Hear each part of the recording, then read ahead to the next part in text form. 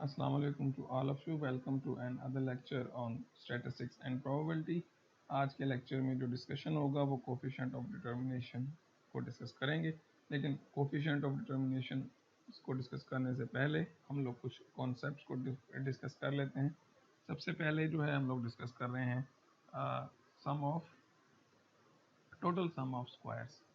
Total sum of squares जो है वो बेसिकली आप क्या करते हैं, इसको डिनोट करते हैं SST से। बेसिकली ये वेरिएशन होती है आपकी ओरिजिनल y और उसकी अप्रोक्सीमेटेड जो हमने मीन करते हैं, यानी कि y माइनस y मीन जो है उसका जो डिफरेंस है उसे हम कहते हैं टोटल सम ऑफ स्क्वायर्स। या इस तरह से भी आप कह सकते हैं कि ये वेरिएबिलिटी है, चेंज है, डेविएशंस हैं इन y, जो आपका y है डिपेंडेंट वेरिएबल में जो वेरिएशंस हैं उनको कैलकुलेट करते हैं हम वाई स्क्वायर को सम करके वाई स्क्वायर कर लें minus sum of y whole square over n. ये बिल्कुल ऐसे ही है जैसे हम लोगों ने लास्ट में एस वाई वाई कैलकुलेट किया। एस वाई वाई का मतलब है वेरिएशन इन वाई।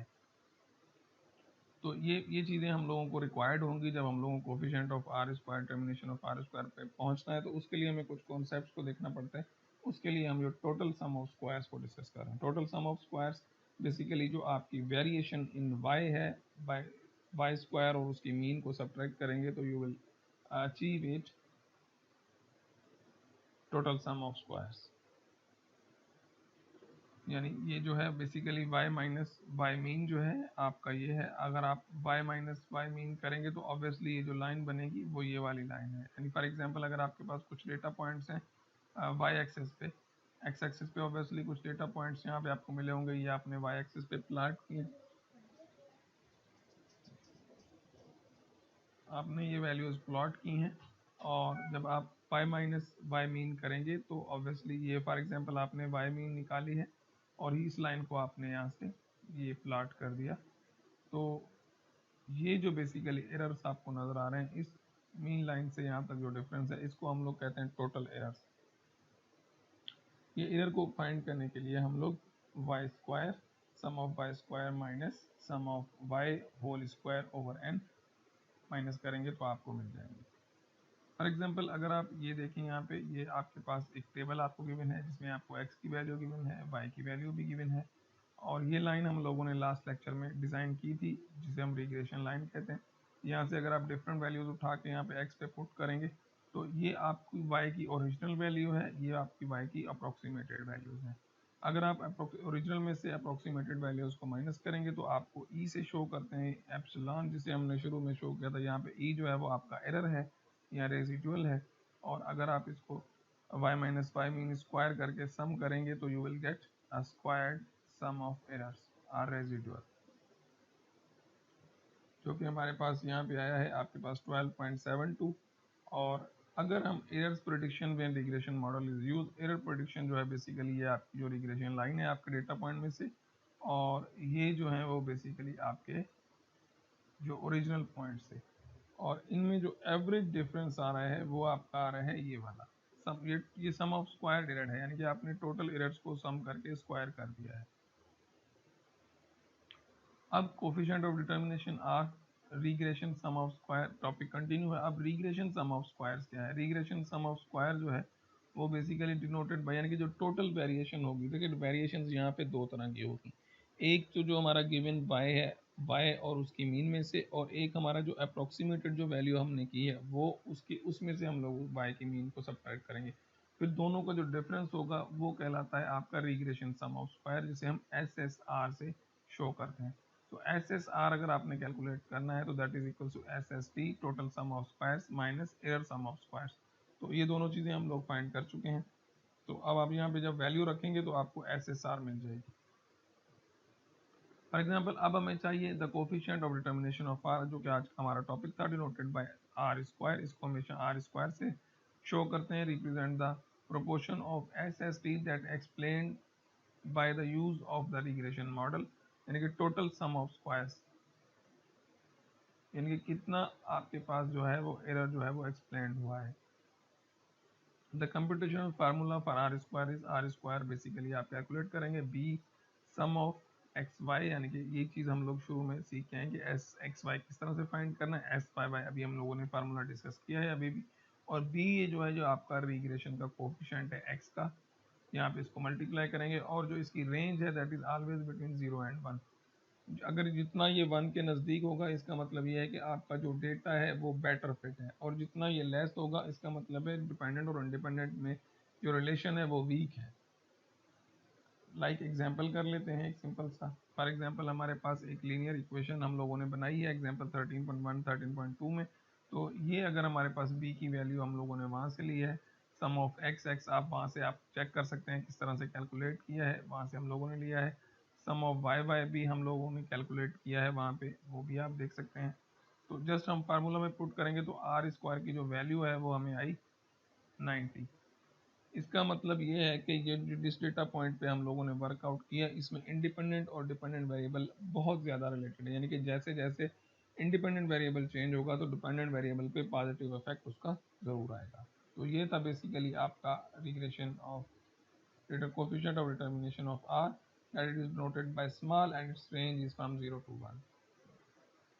इसके अलावा जो हम लोगों ने डिस्कस करना था वो हम लोगों ने एक चीज़ इसमें और डिस्कस करनी थी। ये सेक्शन मैंने आपको कहा था कि आप छोड़ सकते हैं, बेशक छोड़ दें इसको, लेकिन हम लोगों ने जो डिस्कस करना था इसमें से आखिरी सेक्शन था लीनियर कोरिलेशन। तो ये वाला टॉपिक हमारा आज का डिस्कशन होगा, लीनियर कोरिलेशन। कोरिलेशन से मुराद ये होती है कि बेसिकली हम डेटा की कोरिलेशन चेक करते हैं कि डेटा में कितना रिलेशन है, कितना स्ट्रॉन्ग रिलेशन है। दो तीन तरह की रिलेशंस होती हैं, एक पॉजिटिव यानी कि अच्छी रिलेशन है, ठीक है, दोनों एक ही डायरेक्शन में मूव कर रहे हैं। नेगेटिव, इसका मतलब ये होता है कि नेगेटिव कोरिलेशन से मुराद ये है कि आपका एक्स इंडिपेंडेंट वेरिएबल एक डायरेक्शन में है और डिपेंडेंट वेरिएबल दूसरी डायरेक्शन में मूव कर रहा है। तो आइए देखते हैं कि लीनियर कोरिलेशन हम लोग किस तरह से फाइंड कर सकते हैं। तो the value of the correlation coefficient, the value of the correlation coefficient always lie in the range from -1 to 1। -1 और 1 के बीच में आपका जो कोरिलेशन है वो रहता है, और आप इसको रो से भी शो कर सकते हैं या आप सिंपल आर जो है उससे भी शो कर सकते हैं, यानी कि आर स्क्वायर जो है वो coefficient of determination of R होता है, और यहाँ पे जो स्मॉल आर है that is coefficient of correlation coefficient कहलाता है। तो परफेक्ट पॉजिटिव लीनियर कोरिलेशन होगी अगर r इज इक्वल टू 1 होगा, यानी कि अगर 1 आ जाता है तो इसका मतलब है बिल्कुल इंडिपेंडेंट और डिपेंडेंट वेरिएबल एक ही डायरेक्शन में और बहुत ज़्यादा रिलेटेड हैं आपस में।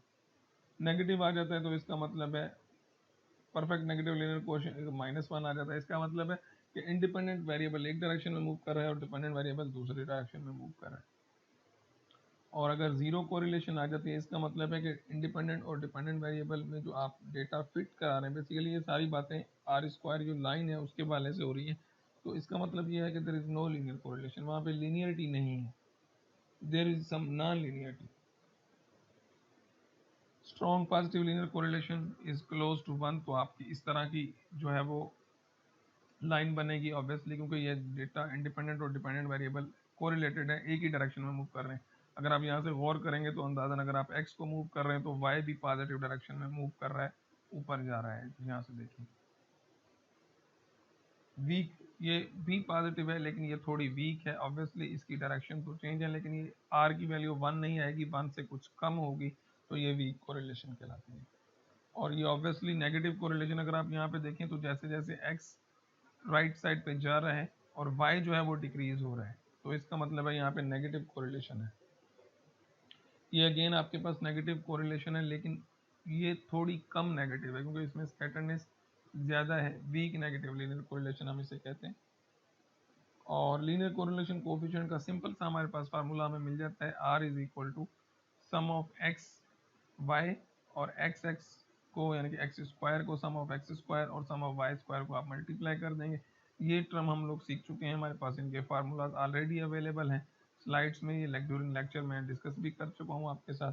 अब हम एग्जाम्पल को देखेंगे। एग्जाम्पल के लिए हम लोगों को आर स्क्वायर का फार्मूला ये है, सम ऑफ एक्स वाई की जगह पे हम इसकी वैल्यू पुट करेंगे, sum of X sum of Y की जगह पे ये वैल्यूज पुट करके आप इसका स्क्वायर रूट सॉल्व करेंगे और आपको 95 जो है वो तकरीबन रिजल्ट जो है वो मिल जाएंगे। तकरीबन आर स्क्वायर और कोरिलेशन कोफिशिएंट का कॉन्सेप्ट सेम ही होता है, थोड़ा बहुत टेक्निकल इनमें डिफरेंस है, ये दोनों सेम नहीं है, दोनों अलग हैं, लेकिन नियर अबाउट इनका कॉन्सेप्ट जो है ये आपको रिलेशंस बताते हैं आपके डेटा पॉइंट्स में। तो आज के लिए मेरे ख्याल में इतना ही काफ़ी था, ये हमारा लास्ट लेक्चर था जो कि मिस हो गया था due to shortage of time. तो मैंने ये सेक्शन भी अब बना दिया है, आप लोगों के लिए अपलोड कर दिया है। और इस चैप्टर में से जो चीज़ें मैंने पढ़ाई हैं आप वही पढ़ेंगे, उसके अलावा जो एक्स्ट्रा स्टफ है इसमें आप लोग उसको स्किप कर सकते हैं, सिर्फ इन्हीं सेक्शंस की तैयारी कर लीजिएगा। इस सेक्शन में जो हम लोगों ने डिस्कस किया है मैं दोबारा से आपके साथ रिपीट कर देता हूँ। इस लेक्चर में हम लोगों ने क्या क्या पढ़ा है। हम लोगों ने सिंपल लीनियर रिग्रेशन को डिस्कस किया, डेफिनेशन को डिस्कस किया, ये सारी डेफिनेशंस हम लोगों ने डिस्कस की हैं।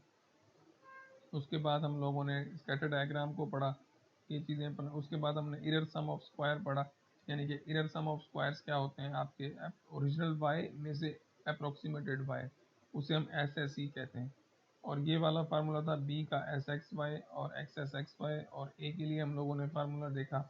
और ये जो फार्मूला मैंने लास्ट स्लाइड पे यूज़ किया, एस एस एक्स वाई किसके बराबर है, एस एक्स एक्स किसके बराबर है, यानी कि sum of squares, S S stands for sum of squares basically. ये चीज़ें हम लोगों ने इस लेक्चर में डिस्कस की। एग्जाम्पल 13.1 किया था और ये सॉल्व किया हम लोगों ने लास्ट लेक्चर में। 13 ये इसके एरर्स को डिस्कस किया कि एक्चुअल वैल्यू क्या है, एरर क्या है, प्रेडिक्टेड वैल्यू क्या है, ये सारा कुछ हम लोगों ने डिस्कस किया। फिर हम लोगों ने इंटरप्रिटेशन ए और बी की इंटरप्रिटेशन, मैं बहुत दफ़ा आप लोगों से कह चुका हूँ स्टैटिस्टिक्स में रिजल्ट बनाना आसान होता है लेकिन डेटा की इंटरप्रिटेशन जो है वो इम्पोर्टेंट होती है। तो ये चीज़ें हम लोगों ने इस लेक्चर में डिस्कस की। इन एजम्पशंस को डिस्कस किया हम लोगों ने, ये वाले ग्राफ्स को डिस्कस किया था कि ये कैसे आए हैं, क्यों आए हैं। नॉन लीनियर रिलेशंस को भी डिस्कस किया। स्टडी एग्जांपल्स तो नहीं किए लेकिन उनको थोड़ा सा हम लोगों ने थ्योरेटिकल कॉन्सेप्ट्स में देखा था कि नॉन लीनियर रिलेशन किस तरह से होते हैं। Standard deviation of errors and coefficient of determinant, standard deviation को डिस्कस किया। डिग्री ऑफ फ्रीडम को डिस्कस किया। स्टैंडर्ड डेविएशन आपकी जो है वो हम लोगों ने चेक की कि जो एरर है आपका स्टैंडर्ड एरर जो है वो इस तरह से होता है कि आप स्टैंडर्ड एरर कैसे फाइंड करते हैं। फिर हम लोगों ने एग्जाम्पल भी किया था, यहाँ पे ये देखें आप, ये एग्जाम्पल हम लोगों ने सॉल्व किया। आज के लेक्चर में हम लोगों ने कोफिशिएंट ऑफ डिटरमिनेशन को डिस्कस किया, जैसा कि मैंने लास्ट लेक्चर में कहा था कि हम इसको ज़रूर डिस्कस करेंगे। और ये फिगर को डिस्कस किया, ये वाला सेक्शन डिस्कस किया, आर स्क्वायर को डिस्कस किया। और ये वाले सेक्शन जो हैं आप छोड़ देंगे, इनको आप डिस्कस नहीं करेंगे। 13.3 मैंने आपको नहीं डिस्कस किया, ये हम छोड़ देंगे। और ये सेक्शन भी हम लोग छोड़ देंगे। अब उसके बाद हम लोगों ने लीनियर कोरिलेशन को डिस्कस किया, उसके ऊपर एक एग्जाम्पल भी हम लोगों ने किया। तो आज के लेक्चर की स्टोरी यही थी, आज के लिए इतना काफ़ी है।